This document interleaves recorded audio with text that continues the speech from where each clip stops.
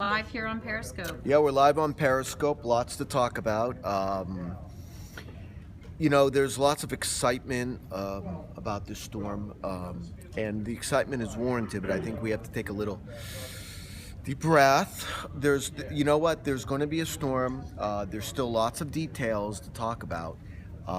And before we start talking about the storm of the century and all these other names that will describe this storm, I want to go over what can happen, what may not happen, and there is the potential for a big snowstorm. I want to start with this. We drew this morning. Now, what this is showing us, this is the potential for a snowstorm. And what do I mean by snowstorm? What I mean is this blue area, 6 more inches.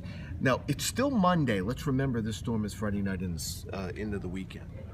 So what we're trying to do is zone in, and this is the area that seems most likely at this point.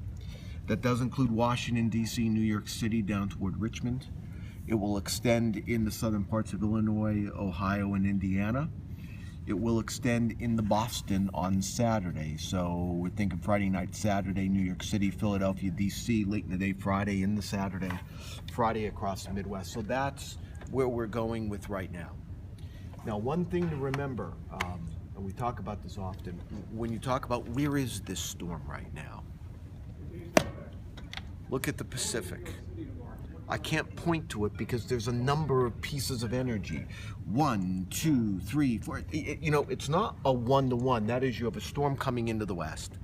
It just then comes east, dips down. It's a storm that's going to be involving and forming. So that's why I think we have to be a little careful with this storm. It will be coming ashore in the Pacific Northwest. This energy, this begins it right here. Tomorrow night, Tuesday night. Now, this is important for a couple of reasons. Number one, it's important because once this energy gets on the North American continent, the computer models, which are a tool to help us make a forecast, tend to get a little better. And there's also a rule of thumb. Old forecasters, they had great rules. This was told to me by Norm Macdonald, a legend in the meteorological field in southern New England. He was on TV in Rhode Island and I believe in Boston. Look where it comes in. Where it comes in, it usually exits. So what does that mean? It means if it comes in the northwest, you take the same latitude, and that's where it will exit. So that means southern New England. Now, does that mean it's an absolute? No, it's a forecasting guide, and I'll explain why in here in a second. For weeks, we've been talking about the possibility that there could be a storm, and the reason why is that we've always had 2 branches of the jet stream. Northern branch brings in the cold air, southern branch brings in the storm, and when you can get those 2 to come together, you can get a big storm. We've missed out over the last couple of weeks, barely, but this one appears to be not a miss. Someone said they remembered Norm Macdonald when he was a kid. Yep, Norm Macdonald, great forecaster, rest in peace, Norm.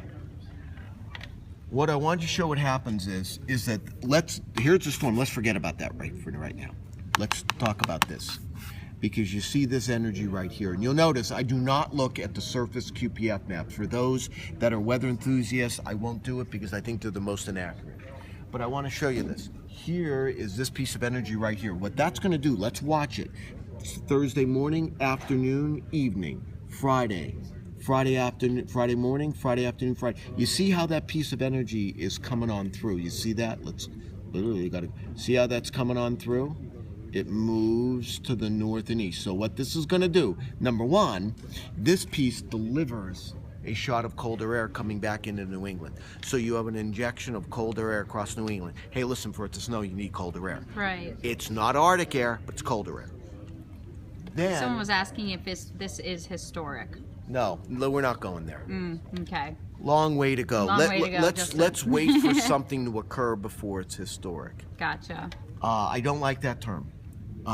Not yet. Now, the other thing that's going on is that this energy now is lifting north. You see this energy? This northern branch has been lifting north. Now, why is that important? Because so far this month, this northern branch has been killing things.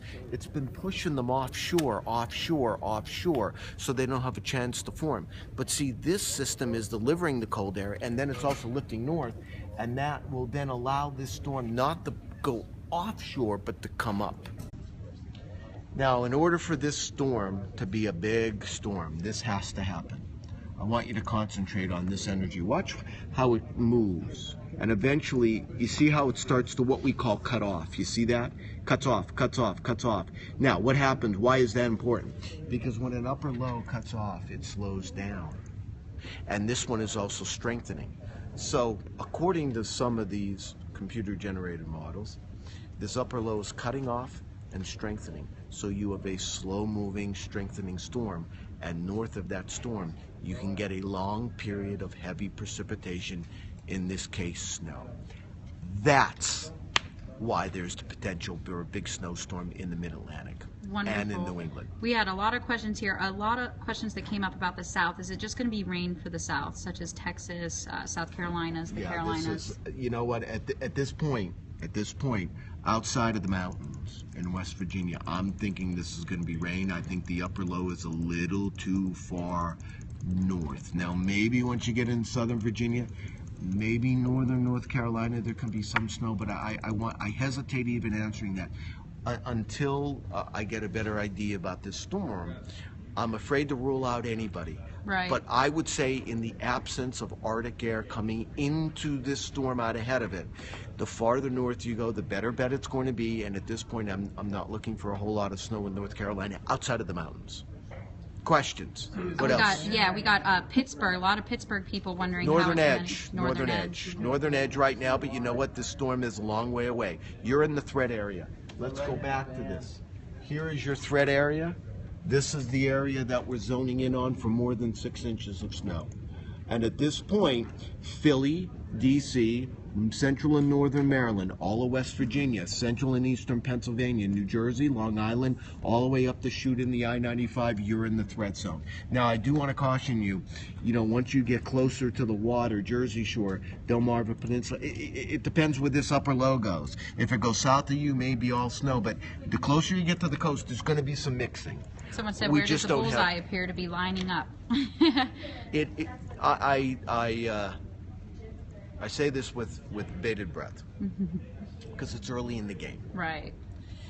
This appears to be the bullseyes in New England. Not New England, no. The Mid-Atlantic. The Mid-Atlantic. And then, now, it all depends. How can this storm miss? And you know what? We have to talk about that possibility. How can this storm miss? We talked about how the upper low cuts off, how it slows, how it strengthens. There is a possibility it doesn't do that at all. It's just a system that comes through. It's a little fast moving, and yep, it's a storm that causes some major problems, but it's not a big snowstorm. There are ways out of this storm. Maybe the northern branch of this jet stream, it's a little stronger and it pushes everything to the south and east. Now, I don't see that right now, that issue. I think there is a storm. The question is where's it going, how strong is it going to be, and how fast it's moving. And there is possibilities that this system could be a little faster. So I think we got to take a deep breath. The potential's there. I'm going to go back to this map. That's the potential for the snowstorm. And that's what I'm willing to call it right now. All right. Thanks so much, Bernie. Lots of questions answered here. We really appreciate it. And join us Friday for another Periscope on Updated. And by the way, if you want, you could also follow me on Twitter. I'm at AccuRayno. The video's on there as well. And I'll be happy to answer any questions throughout the day. Wonderful. Yes, and please follow at Breaking Weather for breaking updates as well. Thanks, everyone.